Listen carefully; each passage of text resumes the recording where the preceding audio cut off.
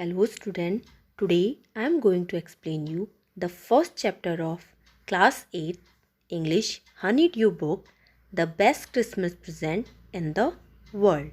In this chapter, the writer got a letter and after reading the letter, he decided to give it to its real owner. In this chapter, we will read who was the real owner of this letter and where the writer found this letter and how the writer found its real owner. We will read the lesson and find out. Let's start our lesson. I spotted it in a junk shop in Bridport, a roll top desk.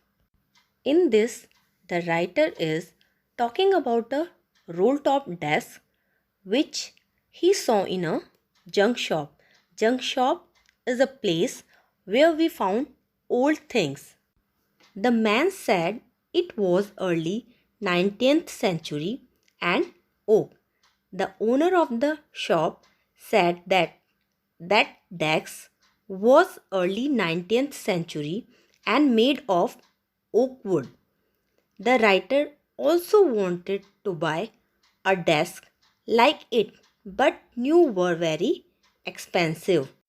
This one was in a bad condition, the roll top in several pieces, one leg clumsily mended, scotch marks all down one side. But this desktop was not in a good condition. The roll top in several pieces and its one leg was also badly mended and one side it had burn marks. It was going for very little money. I thought I could restore it, but it was coming in a very little money, so the writer thought he could repair it. It would be a risk, a challenge. It was a risk and it was a challenge also for the writer. But I had to have it. But the writer wanted to take that desktop. I paid the man and brought it back to my workroom at the back of the garage. And after paying the amount, the writer took the desktop and carried it to his workplace, which was back of his garage.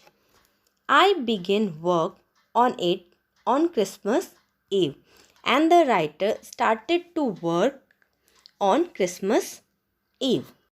I removed the roll top completely and pulled out the drawers. The veneer had lifted almost everywhere.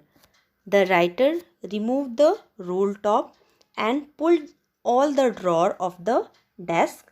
The veneer is the decorative wood which is used on the upper side of a furniture. It was also in the bad condition.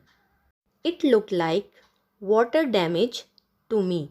The writer want to say that the veneer was damaged or destroyed due to water. Both fire and water had clearly taken their toll on this desk. It means both fire and water destroyed the desk. The last drawer was stuck fast.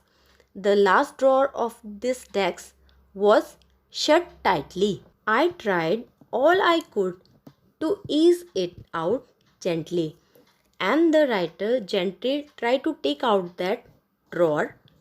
In the end, I used brute force, but the drawer didn't come out, so the writer used strong force. I struck it sharply with the side of my fist, and the drawer flew open to reveal a shallow space underneath, a secret drawer. When the writer used the force, the drawer opened and he saw a secret drawer under it, and there was something in that secret drawer. I reached in and took out a small black tin box. The writer found a small black tin box in the secret drawer. Cellotape to the top of it was a piece of lined note paper and written on it in shaky handwriting, and there was a note paper on the top of that box with a cello tape, and in that note paper something was written.